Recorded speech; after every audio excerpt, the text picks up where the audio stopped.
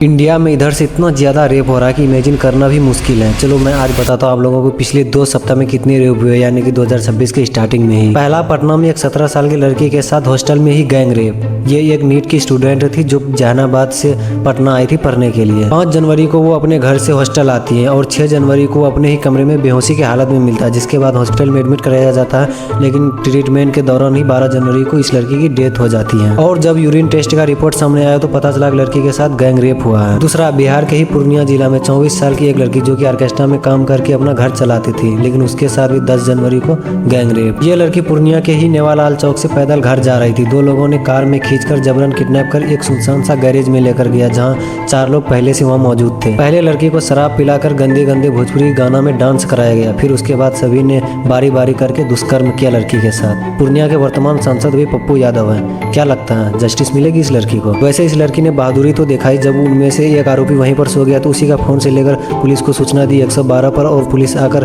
जो कि बाहर से गैरेज में ताला मार दिया था, वो लोग तो ताला तोड़कर उस लड़की को बचाए और उनमें से जो एक वहां पर सोए हुए थे उसको भी अरेस्ट किया। तीसरा भी बिहार के ही खगड़िया जिला में 6 जनवरी को एक 4 साल की मासूम सी बच्ची मीनाक्षी के साथ रेप किया, फिर उसकी हत्या कर दी गई बड़ी बेरहमी से। बच्ची को बिस्किट का लालच देकर किडनैप किया, फिर उसके साथ।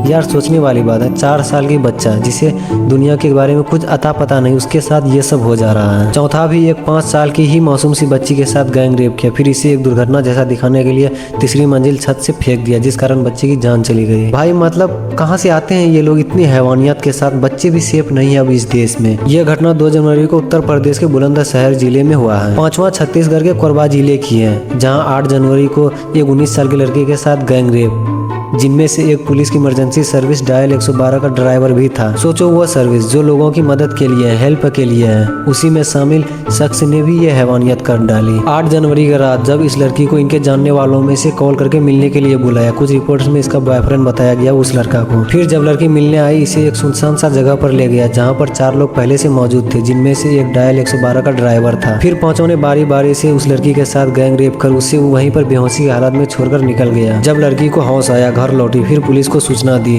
तो 2 लोगों को अरेस्ट किया, जिसमें डायल 112 का ड्राइवर भी शामिल है। बाकी 3 अभी फरार हैं। ऐसे ही 6वां बिहार के ही मधेपुरा जिला में एक विधवा औरत के साथ दुष्कर्म। इसके तो 6 बच्चे भी थे। हिना परवीन के पति के मौत के बाद वो अकेले ही अपने 6 बच्चों की माँ थी।